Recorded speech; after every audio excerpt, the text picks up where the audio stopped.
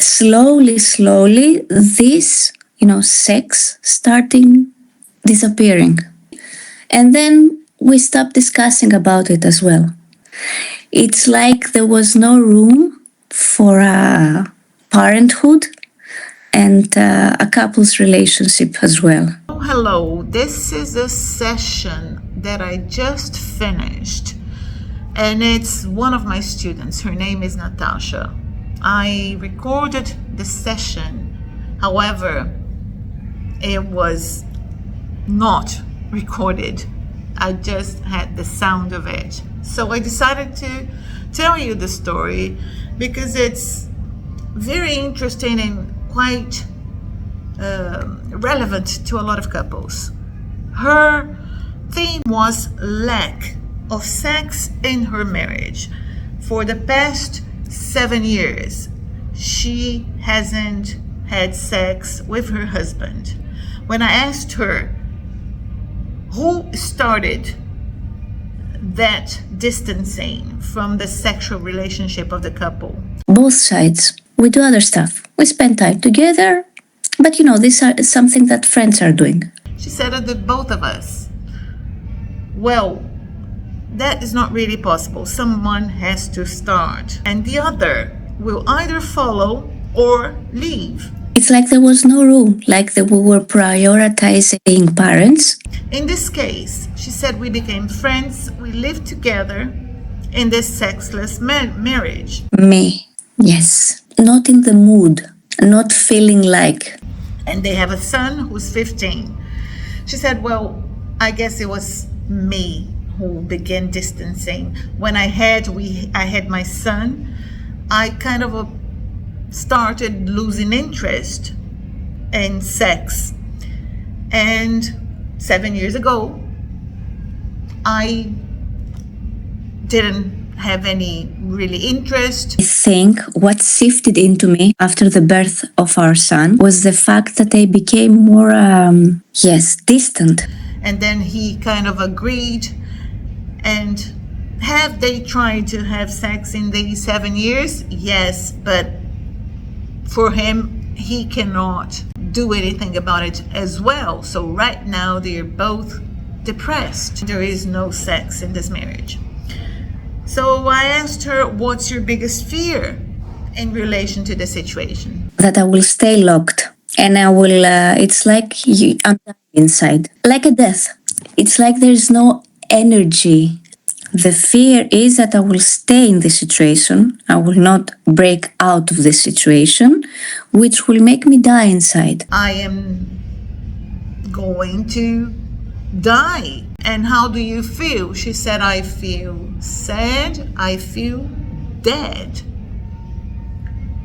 Well, dead, sad, but you don't consider separating, going your separate ways. So why do you want to be in a relationship where you feel dead, empty, sad, and want to stay in that relationship?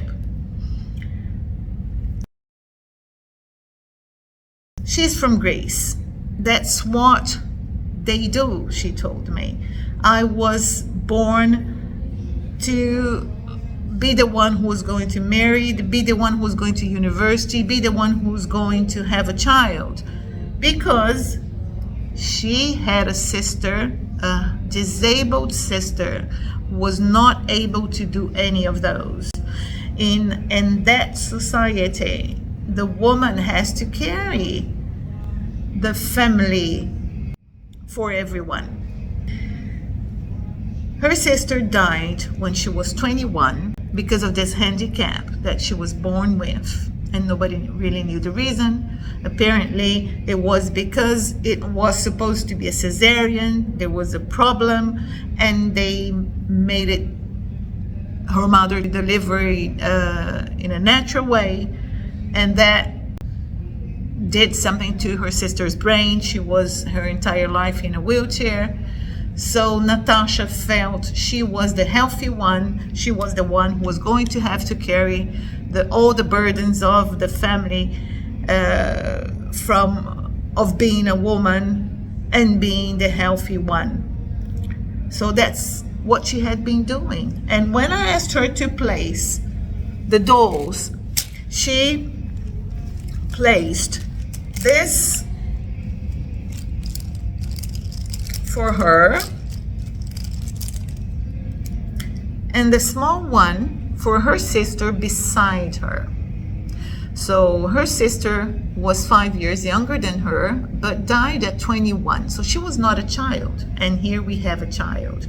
And she told me, oh, I feel like she's my daughter. Well, we have a problem here because her sister is in the position of her husband. So where is the husband going to go if the sister is in his place?